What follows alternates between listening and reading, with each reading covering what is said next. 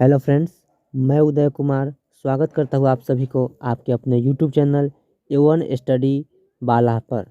Friends, आज हम लोग इस वीडियो के माध्यम से जानेंगे विश्व युद्धों की इतिहास के बारे में। किसके बारे में? विश्व युद्धों के इतिहास के बारे में। आप जानते होंगे कि इतिहास में दो ऐसे युद्ध हुए जो पूरे दुनिया को जो है अपने चपेट में ले लिए, यानी कि पूरी दुनिया जो है इस युद्ध से प्रत्यक्ष अथवा अप्रत्यक्ष रूप से प्रभावित हुआ। तो इस प्रकार आज हम विश्व युद्धों के इतिहास के बारे में जानेंगे कि क्या है यह विश्व युद्ध, क्यों हुआ एवं इसके होने का क्या प्रभाव इस दुनिया पर पड़ा। तो चलिए शुरू करते हैं। इससे पहले हमने 3 इकाई पढ़ लिया है, यह हमारा चौथा इकाई है।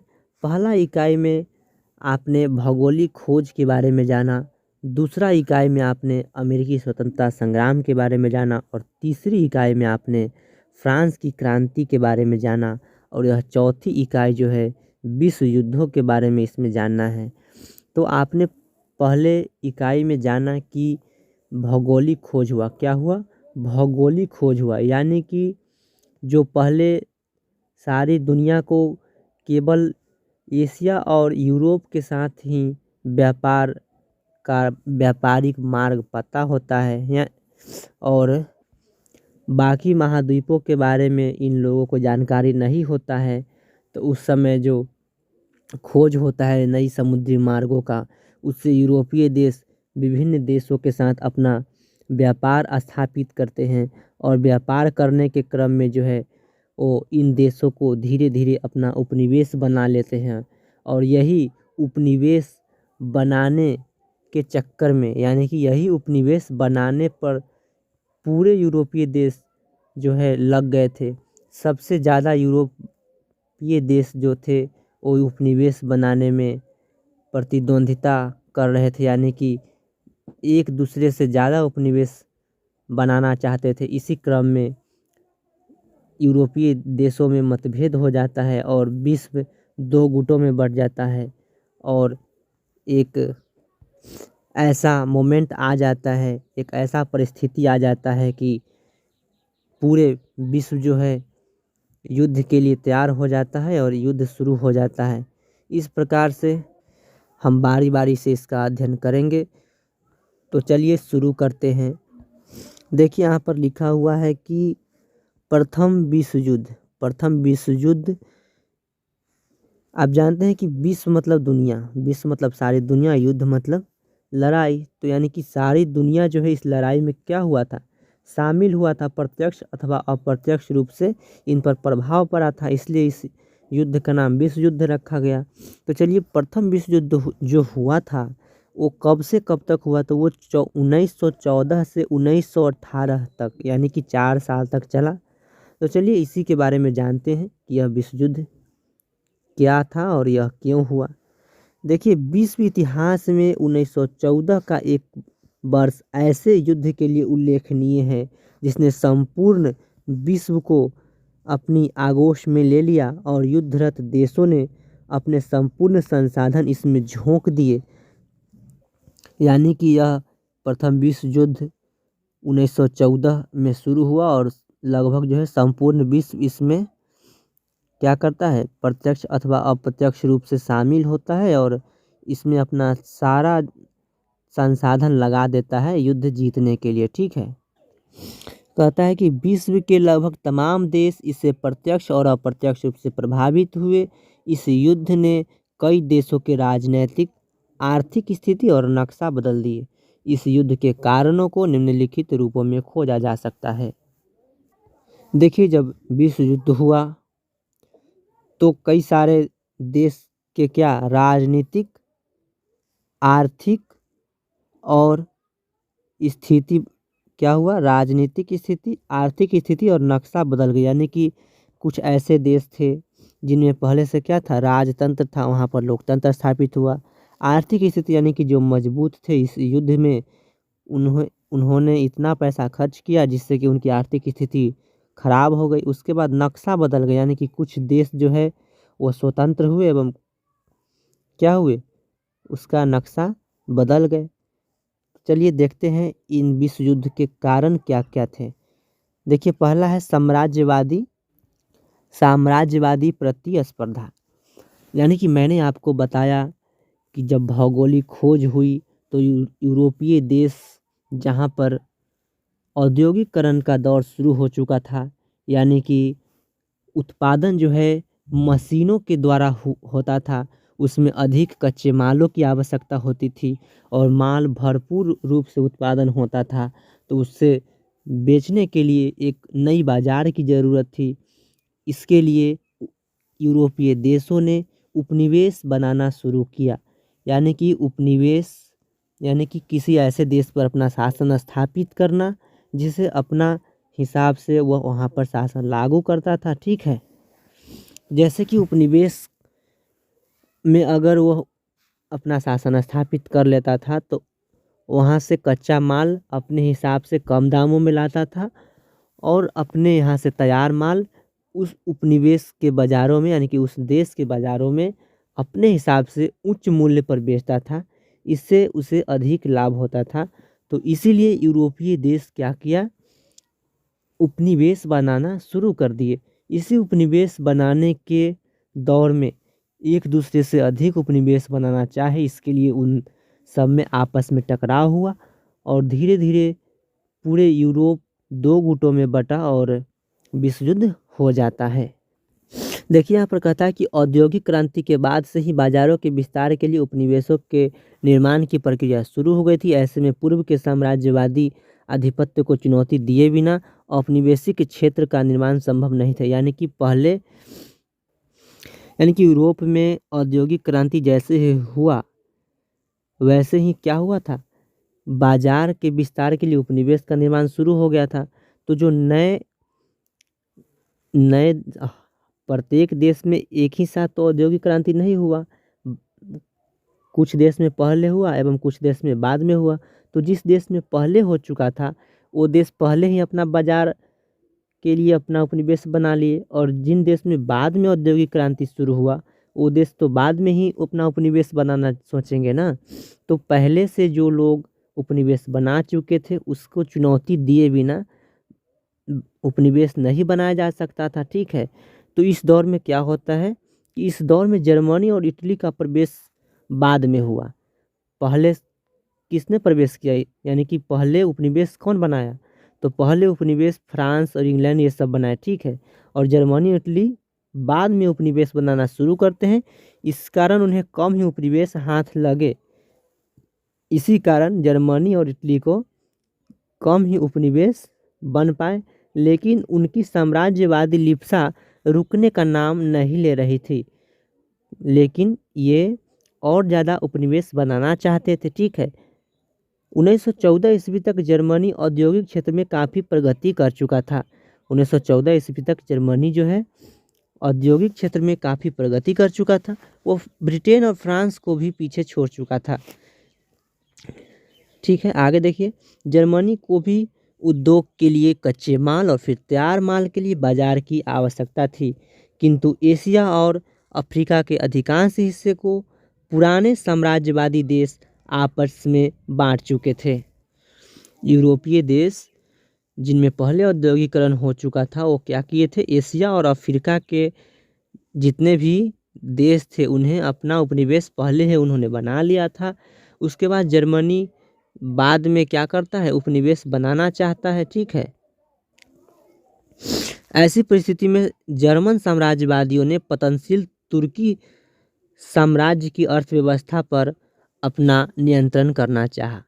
जब एशिया और अफ्रीका के विभिन्न देश को उपनिवेश बना चुके थे पहले से ब्रिटेन और फ्रांस, तो बचा कौन, तो बचा इधर तुर्की। तो तुर्की पर जर्मनी चाहा कि हम इस पर अपना कब्जा जमा लें। ठीक है, तो देखिए इन्होंने इस पर नियंत्रण करना चाहा, लेकिन इसके लिए जर्मनी ने तुर्की के सुल्तान से, देखिए इसके लिए जर्मनी क्या करता है, तुर्की के सुल्तान यानी कि तुर्की का जो राजा है उससे क्या करता है, बर्लिन से बगदाद तक रेलवे लाइन बिछाने की योजना पर स्वीकृति चाही। देखिए ये है विश्व का मानचित्र, ठीक है। और यहाँ पर आपको दिखाते हैं जर्मनी क्या चाहता है, तुर्की के सुल्तान से जर्मनी से लेकर बगदाद तक रेलवे लाइन बिछाने की स्वीकृति चाहता है, ठीक है। तो देखिए यहाँ पर हम दिखलाते हैं आपको, यहाँ पर है जर्मनी, यहाँ पर आपको दिखाई दे रहा होगा, देखिए ये है जर्मनी, ये जर्मनी और इसकी राजधानी यहाँ पर बर्लिन है, ठीक है। और यहाँ से ये कहाँ तक, बगदाद तक, कहाँ तक, बगदाद तक, यानी कि इराक का राजधानी बगदाद है। ये यहाँ पर आप देख सकते हैं, यहाँ से बर्लिन से बगदाद तक रेलवे लाइन बिछाने की स्वीकृति तुर्की के सम्राट ने, सॉरी, जर्मनी के सम्राट ने तुर्की के सुल्तान से क्या चाहता है, रेलवे लाइन बिछाने की स्वीकृति चाहता है, ठीक है। तो चलिए इसके बाद देखते हैं क्या होता है। देखिए जर्मनी की इस योजना का फ्रांस तथा रूस ने विरोध किया। फ्रांस तथा रूस ने क्या किया, इस योजना का उसने विरोध किया। वह नहीं चाहता था कि जर्मनी से बगदाद तक रेलवे लाइन बिछ पाए, ठीक है। अगर बिछ पाता तो इससे जर्मनी को लाभ होता, इसलिए फ्रांस और रूस इसके विरोध में था, ठीक है। देखिए उसके बाद कहता है कि इधर 1905 के रूस जापान युद्ध में जापान जापान की साम्राज्यवादी महत्वाकांक्षा और परवान चढ़ने लगी थी। यानी कि 1905 में रूस और जापान के बीच युद्ध हुआ था, उसमें रूस की पराजित हुई थी और जापान की विजय हुई थी। इससे जापान का मनोबल और बढ़ चुका था, यानी कि वो और जो है साम्राज्य का विस्तार करना चाहता था। उसके बाद 19वीं शताब्दी के अंत तक अमेरिका भी एक शक्तिशाली राष्ट्र के रूप में उभर कर सामने आ चुका था। अमेरिका जो कि आज़ाद हो गया था पहले ही, ठीक है, वो 1900 यानी कि 19वीं क्या कहता है, 19वीं शताब्दी के अंत तक जो है, यानी कि 1900 ईस्वी तक आते आते अमेरिका भी एक शक्तिशाली राष्ट्र के रूप में उभर चुका था, ठीक है। और वह व्यापार की स्वतंत्रता बनाए रखने में दिलचस्पी ले रहा था, यानी कि वह भी चाहता था कि उसका व्यापार क्या हो, स्वतंत्र रहे, उसमें कोई हस्तक्षेप न हो। दूसरी ताकत के उभरने से उसके हितों को खतरा था, यानी कि दूसरी ताकत को अमेरिका भी उभरने देना नहीं चाहता था, ठीक है। उसके बाद आता है उग्र राष्ट्रवाद। देखते हैं क्या है उग्र राष्ट्रवाद। देखिए जो है आपका वाद शब्द जो है ये आपका है क्या, प्रत्यय, क्या है, प्रत्यय। हिंदी में आपको पढ़ना है प्रत्यय और उपसर्ग, ठीक है। प्रत्यय और उपसर्ग क्या होता है कि यह यदि किसी शब्द के बाद में अथवा पहले में लगता है, कहाँ लगता है, बाद में अथवा पहले लगकर उसके अर्थ में परिवर्तन ला देता है, ठीक है। तो देखिए ये बाद क्या है, यदि यह किसी के अंत में लगता है, यह क्या है, प्रत्यय है, और प्रत्यय किसी शब्द के अंत में लगता है, ठीक है, उपसर्ग पहले लगता है। तो ये वाद शब्द जो है, ये प्रत्यय अगर किसी शब्द के बाद में ही लगता है, ठीक है, और उसके अर्थ में क्या कर देता है, परिवर्तन कर देता है। जैसे अगर राष्ट्र में यह बाद लग जाता है तो विशेष रूप से राष्ट्र पर जोर देता है, ठीक है। यानी कि जिस पर लगता है उस पर क्या देता है, जोर देता है। यानी कि राष्ट्रवाद, यानी कि राष्ट्र के बढ़ावा देने की बात करता है। अगर नारी शब्द के बाद यदि वाद लग जाता है तो नारीवाद, यानी कि नारी पर विशेष रूप से बल देता है, नारी के हित में बल देता है ना, नारी को सशक्त करने के लिए बल देता है। तो इस प्रकार से यह वाद शब्द जो है यह राष्ट्र में लग जाता है तो राष्ट्र के प्रति अधिक बल देता है, ठीक है। राष्ट्र को चाहने वाले लोग इसमें अधिक होते हैं। तो चलिए देखते हैं क्या है यह। 19वीं शताब्दी के उत्तरार्ध तक, यानी कि 1850 से लेकर 1900 के बीच, ठीक है, यूरोप के देशों में राष्ट्रीयता का संचार उग्र रूप से होने लगा। समान जाति, धर्म, भाषा और ऐतिहासिक परंपरा के लोग एक साथ मिलकर अलग देश का निर्माण चाहने लगे। 19वीं शताब्दी के उत्तरार्ध तक क्या होता है कि यूरोप में राष्ट्रीयता का संचार होता है, यानी कि लोग जो है, जो एक जाति के थे, जो एक धर्म के थे, जो एक भाषा बोलते थे, जिनका ऐतिहासिक रूप से जुड़ाव था, ठीक है, यानी कि जिनका खान पान संस्कृति एक था, वो क्या करने लगे, वो अपना एक अलग राष्ट्र चाहने लगे। ठीक है, जैसे आगे देखिए, तुर्की साम्राज्य तथा ऑस्ट्रिया हंगरी में अधिकांश निवासी स्लाव जाति के थे। तुर्की साम्राज्य में जो लोग थे और जो ऑस्ट्रिया हंगरी के जो लोग थे, उनका अधिकांश जो निवासी था वह स्लाव जाति का था। किस जाति के था? स्लाव जाति के। वो क्या करने लगे, वो एक अलग राष्ट्र चाहने लगे और वह सर्व स्लाव आंदोलन की शुरुआत की। ठीक है, जो इस सिद्धांत पर आधारित था कि यूरोप के सभी स्लाव जाति के लोग एक राष्ट्र है, यानी कि जितने भी स्लाव जाति के लोग थे वो क्या करने लगे, वो एक अलग राष्ट्र चाहने लगे। ठीक है, उसके बाद कहता है इसने ऑस्ट्रिया हंगरी का रूस के साथ संबंध कटु बना दिया, यानी कि रूस में जो था वो स्लाव जाति के लोग नहीं थे और ये स्लाव जाति के लोग अलग राष्ट्र चाहने लगे, तो इसलिए रूस जो है इससे नाराज हो जाता है। ठीक है, इस तरह सर्व जर्मन आंदोलन शुरू हुआ जिसका लक्ष्य बाल्कन प्रायद्वीप में जर्मन साम्राज्य का विस्तार था।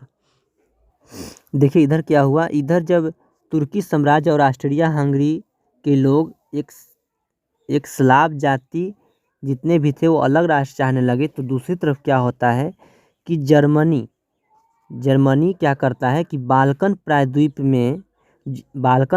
आपको हम अभी मानचित्र पर दिखाते हैं। ठीक है, बाल्कन प्रायद्वीप में वह साम्राज्य विस्तार करना चाहता है और उसने सर्व जर्मन आंदोलन की शुरुआत किया। ठीक है, जर्मनी क्या करता है, बाल्कन प्रायद्वीप में जो है अपना साम्राज्य विस्तार करना चाहता है और जर्मनी जो है सर्व जर्मन आंदोलन का शुरुआत करता है। इस तरह उग्र राष्ट्रवाद ने यूरोप के देशों के आपसी संबंध को तनावग्रस्त बना दिया, यानी कि सब एक अलग अलग राष्ट्र चाहने लगे थे। इस प्रकार आपस के जो संबंध थे वो क्या करते हैं, टूट जाते हैं।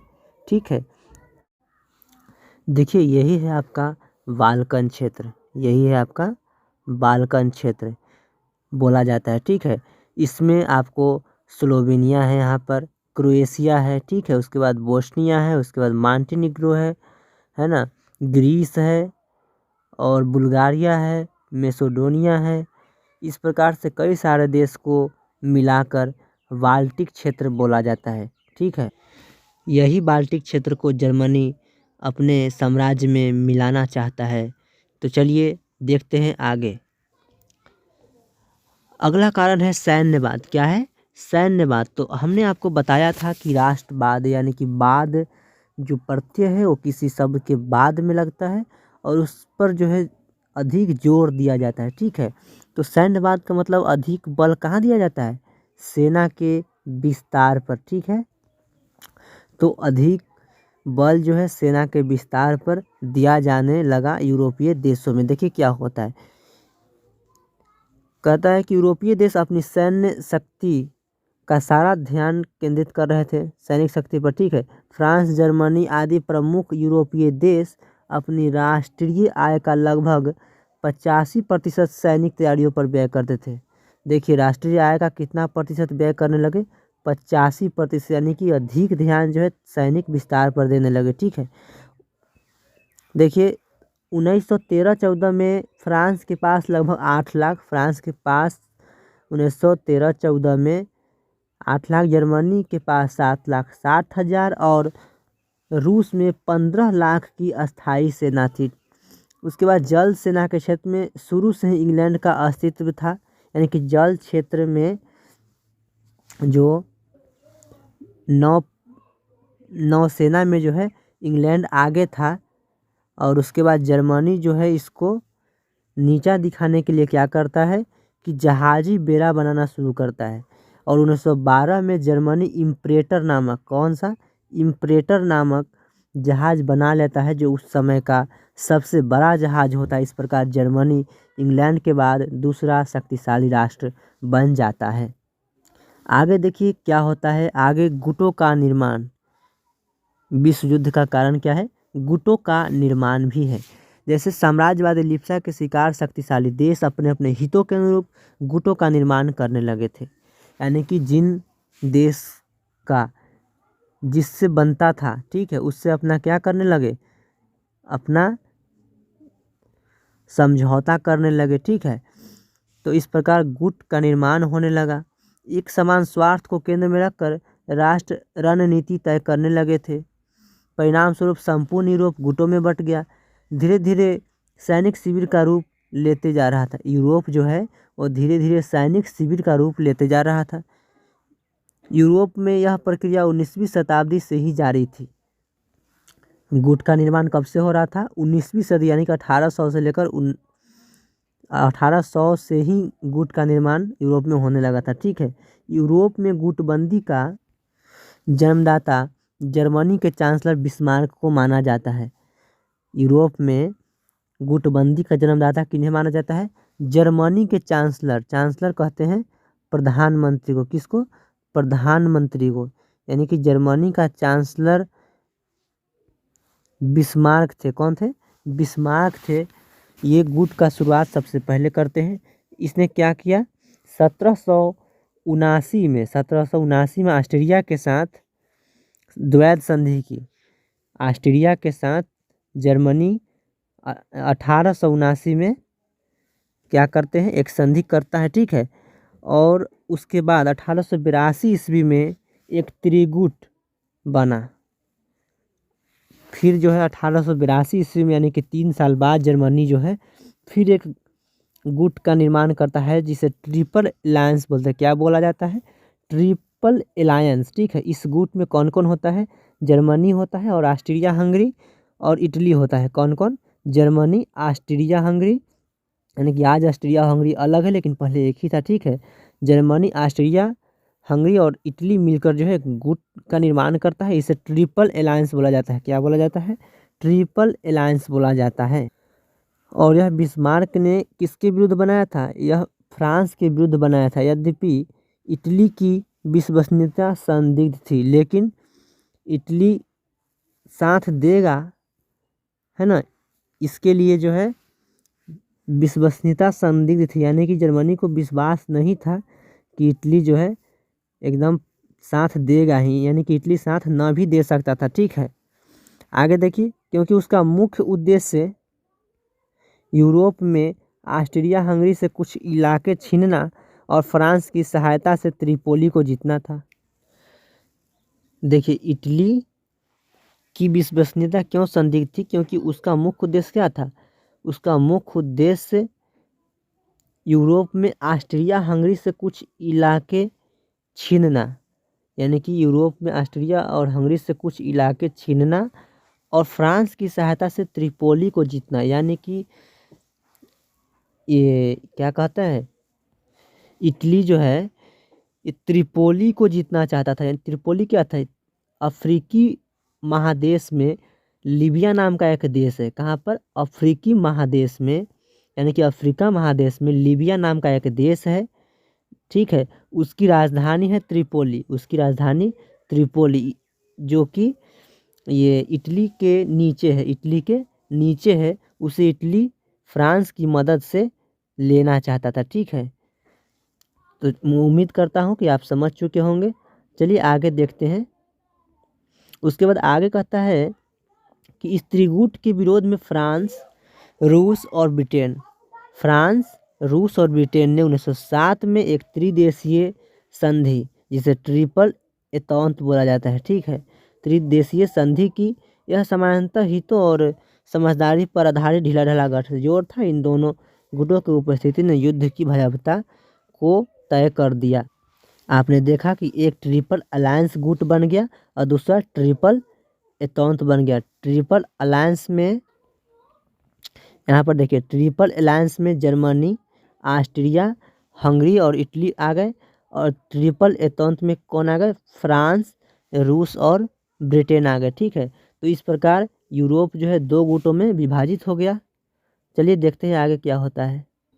आगे होता है कि 1914 ईस्वी में प्रारंभ हुए प्रथम विश्व युद्ध के पूर्व के वर्षों में इस तरह की घटनाएं, यानी कि 1914 से पहले कुछ ऐसी घटनाएं घटी जैसे मोरक्को का प्रश्न या बाल्कन प्रायद्वीप का मुद्दा, ये सभी युद्ध को निकट लाने का कार्य कर रहे थे। 1904 में आपसी समझौते के फलस्वरूप ब्रिटेन को मिस्र में उपनिवेश स्थापित करने की छूट मिली और फ्रांस को मोरक्को प्राप्त हुआ।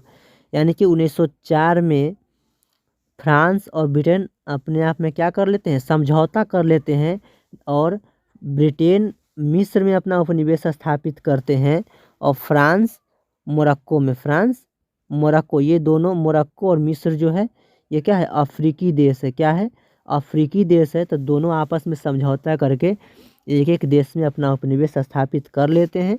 ठीक है, उसके बाद इससे जर्मनी को क्या होता है, क्षोभ होता है, जर्मनी को गुस्सा आता है कि हम उपनिवेश स्थापित नहीं कर पाए। तो देखिए जर्मनी क्या करता है, जर्मनी मोरक्को की स्वतंत्रता की दुहाई दे रहा था।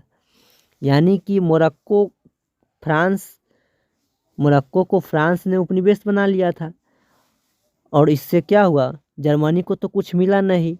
तो जर्मनी क्या कर रहा था कि फ्रांस की स्वतंत्रता की दुहाई दे रहा था। यानी कि फ्रांस वासी को कह रहा था कि देखिए आप पर जो है कब्जा जमा लिया है, ठीक है, आप स्वतंत्र होइए, आप आंदोलन कीजिए, हम आपको क्या करेंगे, सहायता करेंगे। ठीक है, और फ्रांस अपने हित के आगे अंधा बना हुआ था और फ्रांस जो है उपनिवेश बनाना चाहता था क्योंकि उससे उपनिवेश बनाने से लाभ होता था। ठीक है, वह उसे स्वतंत्र करना नहीं चाहता था। 1911 में फ्रांस ने मोरक्को के अधिकांश भाग पर अधिकार कर लिया।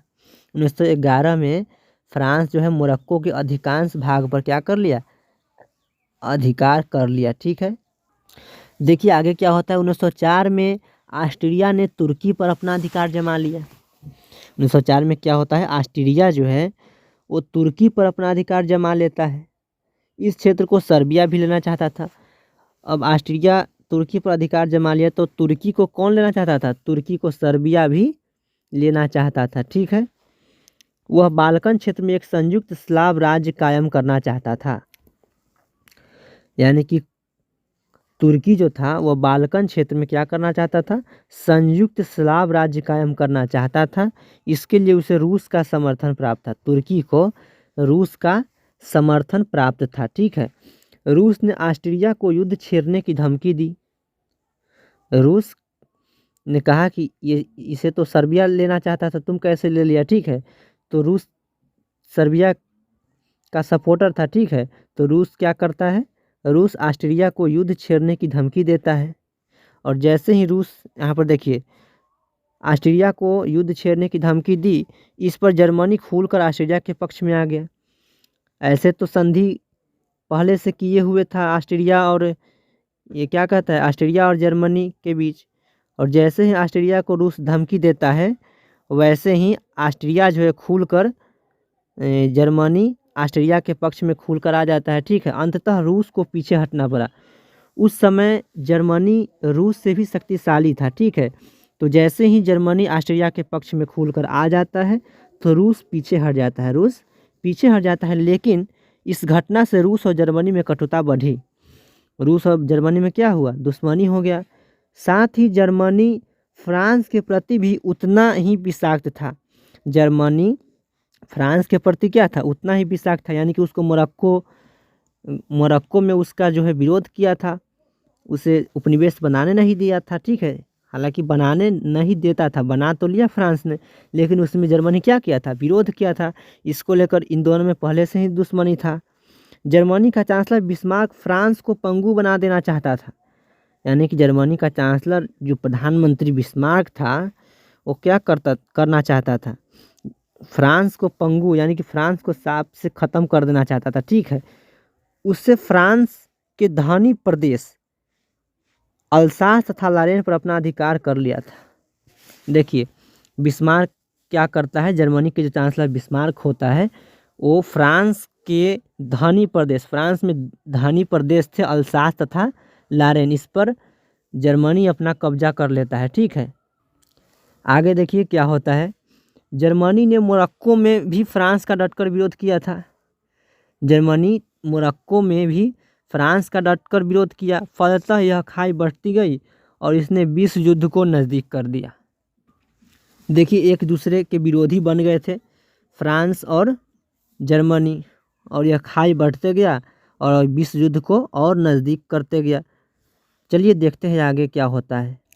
देखिए अब यूरोप जो है दो गुटों में विभाजित हो चुका था, ठीक है।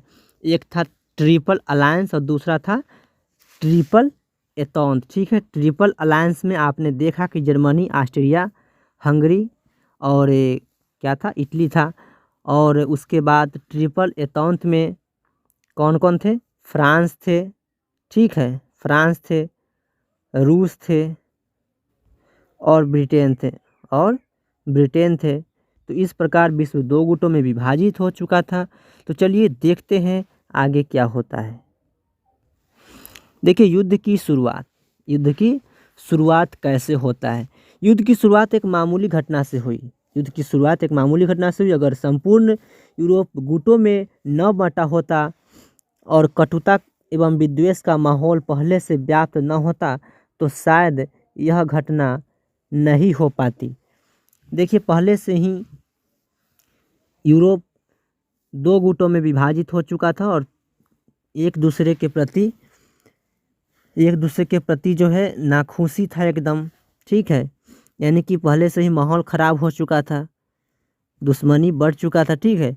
और होता क्या है कि 28 जून 1914 को आर्कड्यूक फर्डिनेंट की बोस्निया की राजधानी साराजेवो में हत्या हो गई।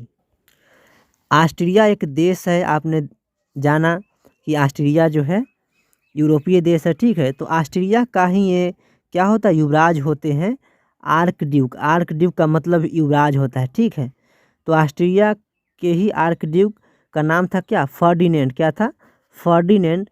ये बोस्निया जाते हैं किसी काम से, ठीक है। तो बोस्निया की राजधानी साराजेवो में जाते हैं, तो इसमें इनको हत्या हो जाता है। फर्डिनेंट की हत्या कहाँ पर हो जाता है, साराजेवो में, ठीक है। उसके बाद देखिए इनका साराजेवो में जब हत्या हो जाता है तो ऑस्ट्रिया ने इस घटना के लिए सर्बिया को जिम्मेदार ठहराया। देखिए हत्या हुआ कहाँ पर, सर्बिया में, कहाँ, बोस्निया में। कहाँ पर हत्या हुआ, बोस्निया में। लेकिन सर्बिया को जिम्मेदार बताया। तो ऐसा थोड़े हो सकता है, जिस देश में उनकी मृत्यु हुई जिम्मेदार तो उस देश के राजा अथवा नागरिक होना चाहिए ना।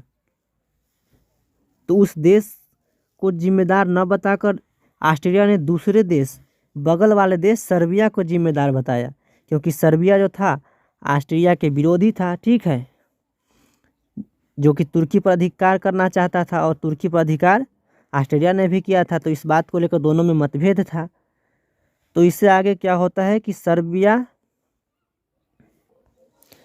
देखिए ऑस्ट्रिया जैसे ही सर्बिया को इसके लिए जिम्मेदार ठहराता है तो सर्बिया इससे इनकार कर जाता है। वो कहता है कि यहाँ पर देखिए इनकार कर दिया। वो कहता है कि मैंने इनकी हत्या नहीं करवाई है, ठीक है।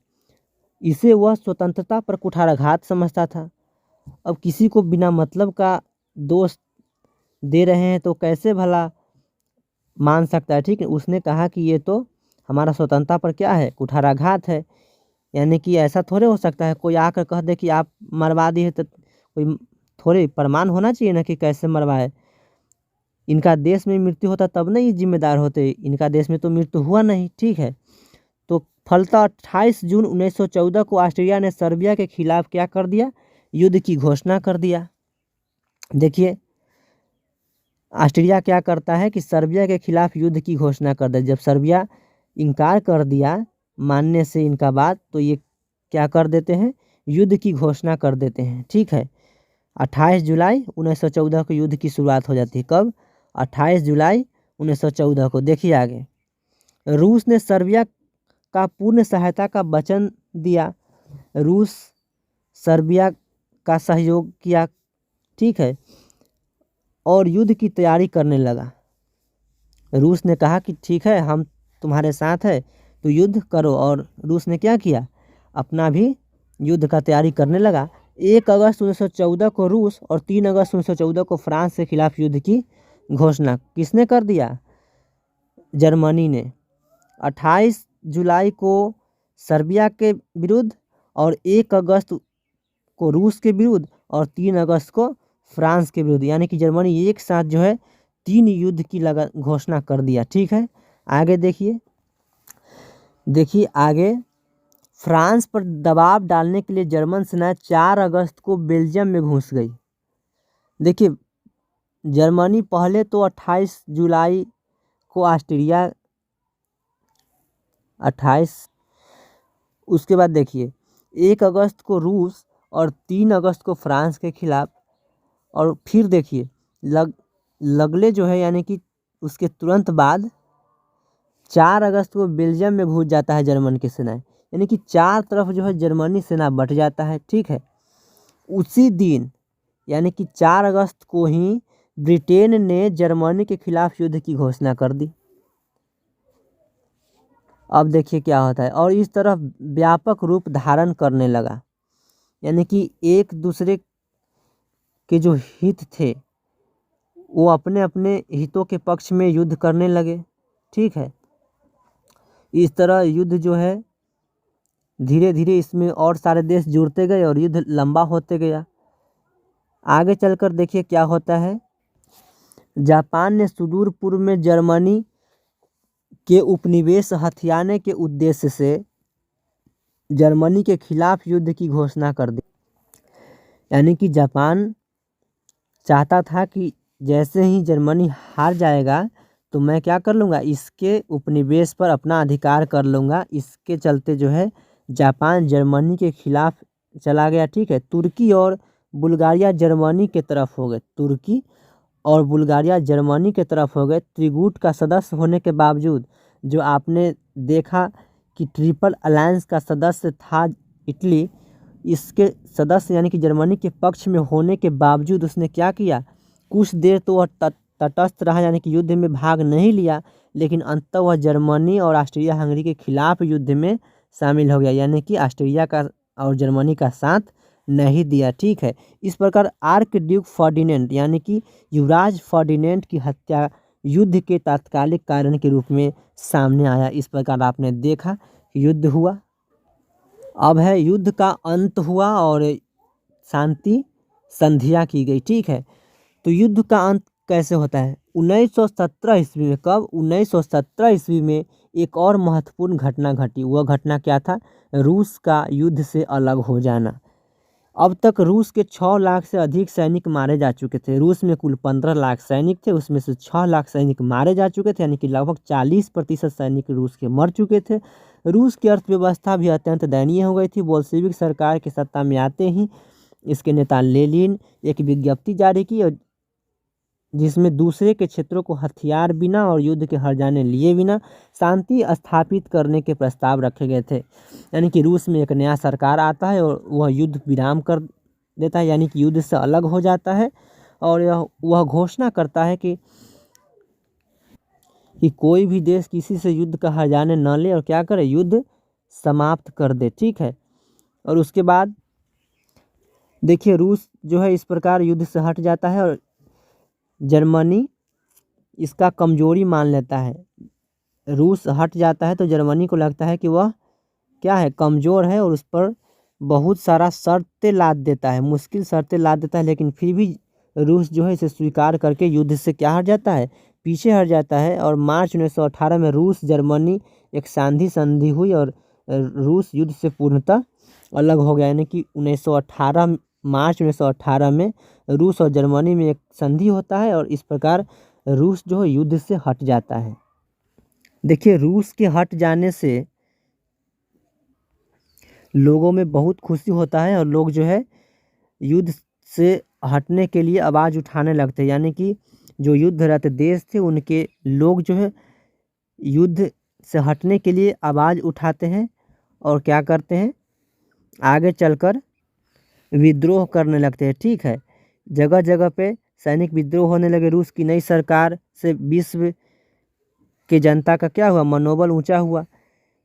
और उसके बाद क्या होता है कि जर्मनी के यू नौका नामक पनडुब्बी ब्रिटिश बंदरगाह की तरफ जाने वाले जहाज़ों को डुबाना शुरू करता है। यानी कि ब्रिटिश बंदरगाह की तरफ जो जहाज जाते थे उसको जर्मनी के यू नौका नामक पनडुब्बियों ने डुबाना शुरू किया। और उसके बाद जिसमें लुसितानिया नामक जहाज को डुबाने, कई सारे जहाज डुबाते हैं लेकिन लुसितानिया नामक जहाज को डुबाने से अमेरिका में प्रतिक्रिया हुई। जर्मनी जब कई सारे जहाज को डुबो रहे थे तो उसमें लुसितानिया नामक जहाज जैसे ही डूबा तो इससे क्या हुआ, अमेरिका में प्रतिक्रिया हो, क्योंकि इसमें अमेरिकी नागरिक सवार थे। लुसितानिया नामक जहाज में कौन थे, अमेरिकी नागरिक सवार थे। और अमेरिका के मना करने पर भी जर्मनी ने अपनी कार्रवाई नहीं रोकी। अमेरिका ने मना किया कि इस जहाज में हमारे नागरिक है, ठीक है, इसको आप मत डुबाइए। लेकिन जर्मनी इसके बात को न मानने और क्या किया, उन्होंने उस जहाज को भी डुबा दिया। तो अमेरिका इससे क्या हुआ, क्षुब्ध हुआ। और तब अमेरिका ने 6 अप्रैल 1917 को जर्मनी के विरुद्ध युद्ध की घोषणा कर दिया। अमेरिका के युद्ध में शामिल होने से युद्ध की स्थिति ही बदल गई। जुलाई 1918 में ब्रिटेन, फ्रांस और अमेरिका ने संयुक्त सैनिक अभियान आरंभ किया। इस प्रकार अब अमेरिका और फ्रांस और इंग्लैंड ये सब मिलकर जो है क्या करने लगे, संयुक्त सैनिक अभियान जर्मनी के खिलाफ करने लगे। तो जर्मनी जो है हारने लगते हैं, जर्मनी हारने लगते हैं, ठीक है। उसके बाद देखिए बुल्गारिया सितंबर में युद्ध से अलग हो गया। अक्टूबर में तुर्की ने आत्मसमर्पण कर दिया। ऑस्ट्रिया, हंगरी और जर्मनी में राजनीतिक असंतोष पे गया। 3 नवंबर 1918 को ऑस्ट्रिया तथा हंगरी के सम्राट ने आत्मसमर्पण कर दिया। जर्मनी में एक क्रांति फूट पड़ी और जर्मनी एक गणराज्य बन गया। इस तरह से धीरे धीरे सब अलग होते गए। जर्मन सम्राट कैसर विलियम द्वितीय पलायन कर होलैंड चला गया, ठीक है। नई जर्मन सरकार 11 नवंबर 1918 को युद्ध विराम संधि पर हस्ताक्षर की और युद्ध समाप्त हो गया। जर्मनी में क्या होता है, आंदोलन चल जाता है और नए सरकार के गठन होता है, जिससे नई सरकार के आने से वो युद्ध विराम संधि पर हस्ताक्षर करते हैं और युद्ध 11 नवंबर 1918 को ख़त्म हो जाता है, ठीक है। इस प्रकार अमेरिका के राष्ट्रपति वुडरो विल्सन ने जनवरी 1918 में शांति का एक कार्यक्रम प्रस्तुत किया जो 14 सूत्रों के नाम से चर्चित हुआ। इस प्रकार शांति का एक कार्यक्रम तैयारी किया कौन, अमेरिका के राष्ट्रपति वुडरो विल्सन साहब, ठीक है, जो 14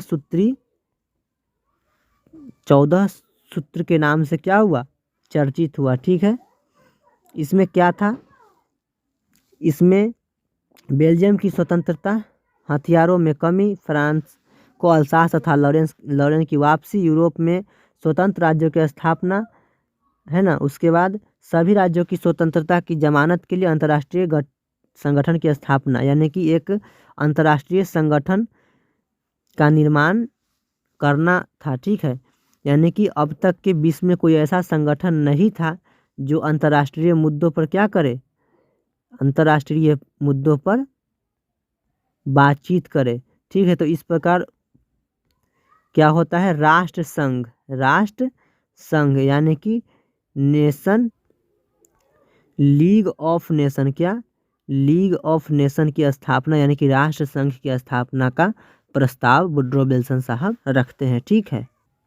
देखिए अब क्या होता है, जब युद्ध खत्म हुआ तो संधि होगा यानी कि समझौता होगा, ठीक है। तो वर्साय की संधि, क्या, वर्साय की संधि होता है। देखिए जनवरी और जून 1919 के बीच विजयी शक्तियों इस युद्ध में कौन कौन जीते, यानी कि ट्रिपल एतौन में जो शामिल थे वो लोग जीते, जैसे कि फ्रांस, ठीक है, रूस, ब्रिटेन, ये सब जीते। और हारा कौन, जर्मनी हारा।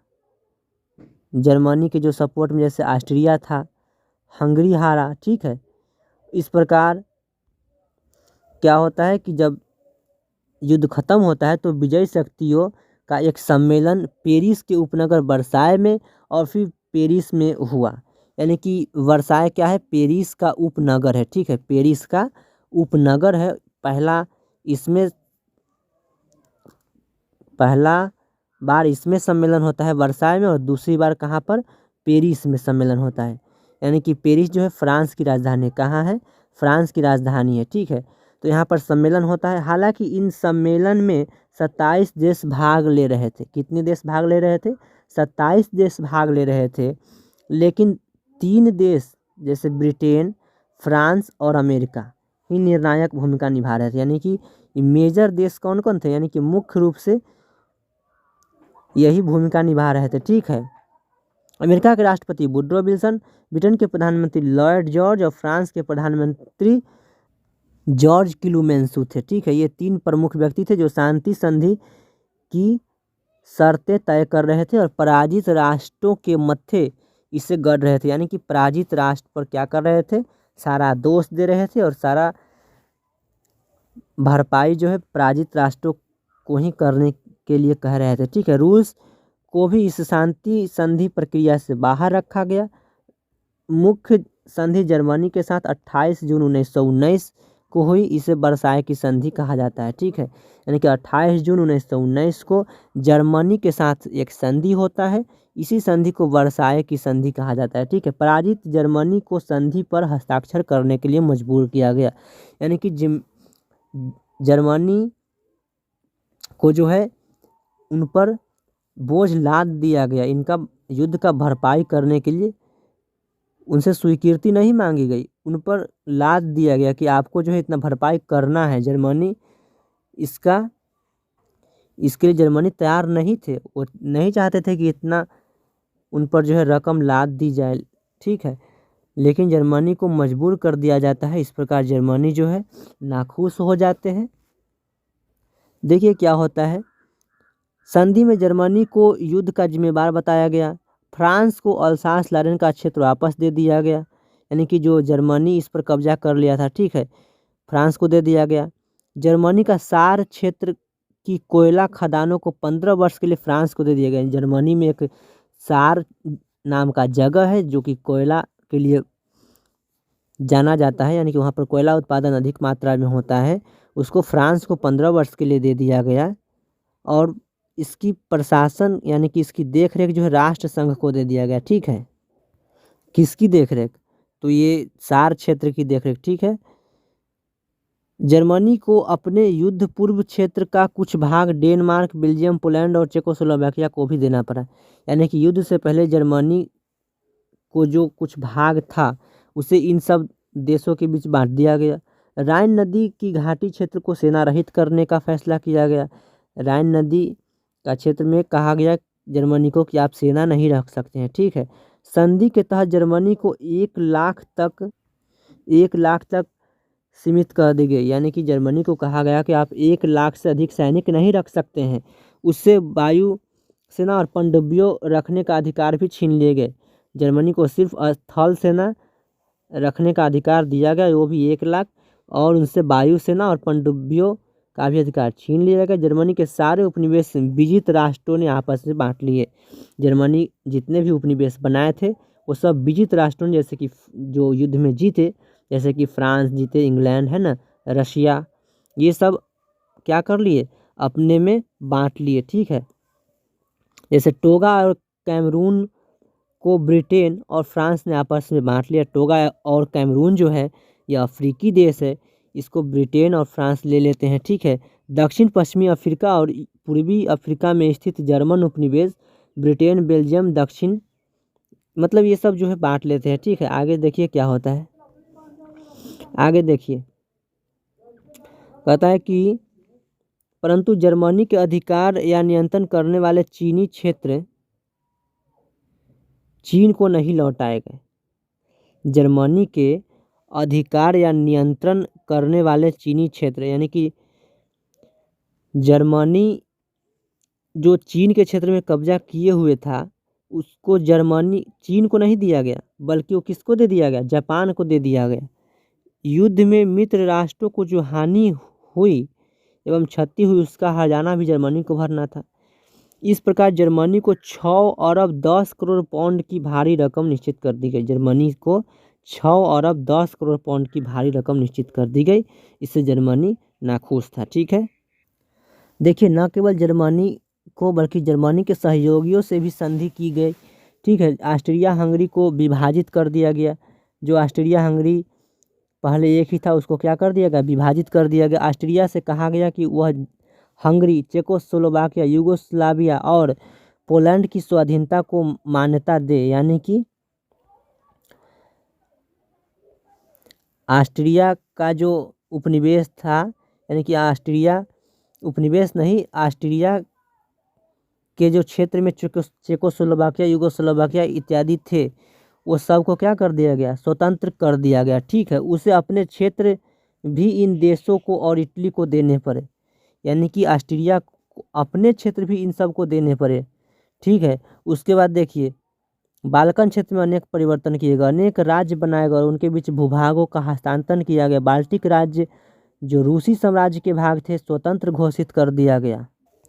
देखिए क्षेत्रों और देशों का यह हस्तांतरण जिस व्यवस्था के तहत किया गया उसे शासन देश यानी कि मैंडेट व्यवस्था कहा जाता है। ठीक है, सिद्धांत रूप में शासन देश कही जाने वाली शक्तियां अर्थात ब्रिटेन, फ्रांस को इन देशों का शासन चलाना था। यानी कि ये सब जो नए देश बने थे उसका शासन इन ब्रिटेन और फ्रांस को चलाना था। ठीक है, वास्तव में उनका शासन उपनिवेशों की तरह किया जाने लगा। तुर्की के क्षेत्र का अधिकांश भाग यूनान और इटली को दे दिया गया।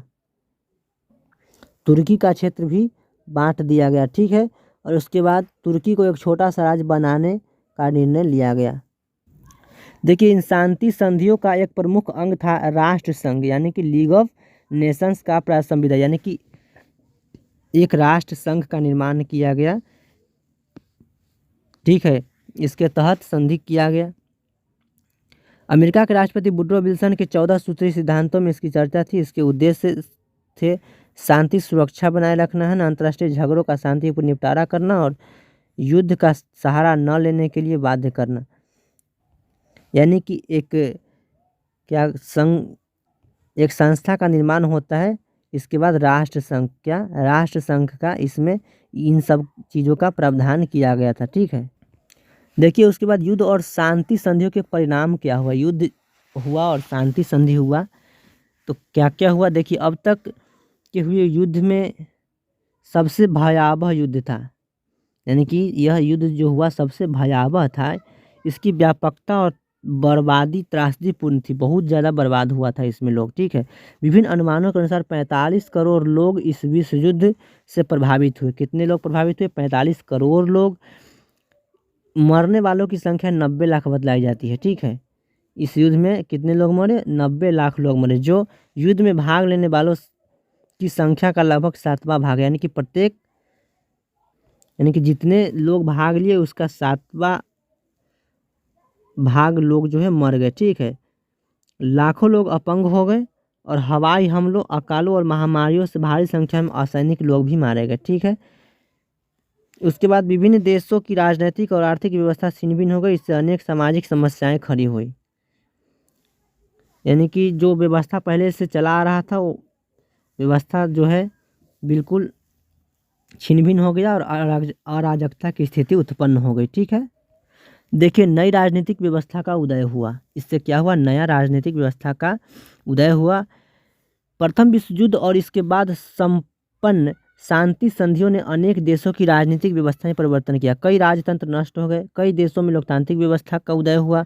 नई साम्यवादी सरकार से विश्व जनमत रूबरू हुआ। 3 शासक वंश नष्ट हो गए, जैसे रूस का रोमानोव शासन, जर्मनी का होहेनजोलर्न शासन और ऑस्ट्रिया हंगरी में हेब्सबर्ग के शासक वंश क्या हुआ, समाप्त हो गए। ठीक है, युद्ध के कुछ ही समय बाद तुर्की में उस्मानिया वंश का शासन समाप्त हो गया।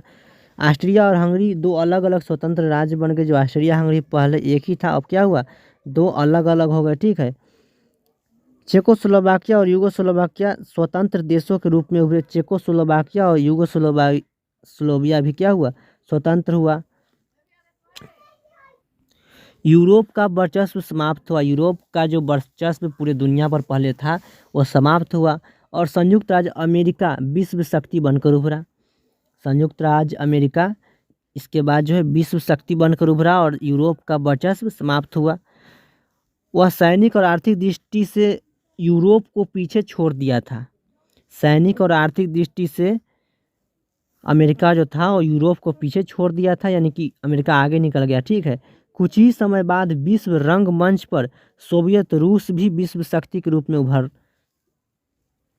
में सामने आया, यानी कि अमेरिका के बाद रूस भी एक शक्ति के रूप में उभर कर सामने। एशिया और अफ्रीका के देशों में चल रहे स्वाधीनता आंदोलन को भी बल मिला, यानी कि एशिया और अफ्रीका में जो उपनिवेश अपने स्वतंत्रता के लिए आंदोलन कर रहे थे उनको भी क्या मिला, बल मिला। ठीक है, यूरोप की श्रेष्ठता का दावा इस युद्ध से धूमिल हुआ, क्योंकि साम्राज्यवादी यूरोप सदैव इस प्रचार को हवा देते थे कि यूरोप और यूरोपीय लोग श्रेष्ठ है, यानी कि यूरोप का इस युद्ध से क्या होता है, श्रेष्ठता खत्म होता है। और रूस जापान का 1905 का युद्ध और इसमें रूस की पराजय से भी यह मिथक टूटा। साथ ही एशिया और अफ्रीका के देशों में स्वाधीनता आंदोलन तीव्र हुए, यानी कि इस प्रकार से आपने देखा कि किस प्रकार युद्ध हुआ और इससे क्या क्या परिणाम हुआ। तो चलिए, मैं उम्मीद करता हूँ कि आप इस क्लास से लाभान्वित हुए हो और फिर मिलेंगे अगले वीडियो में। तब तक के लिए जय हिंद।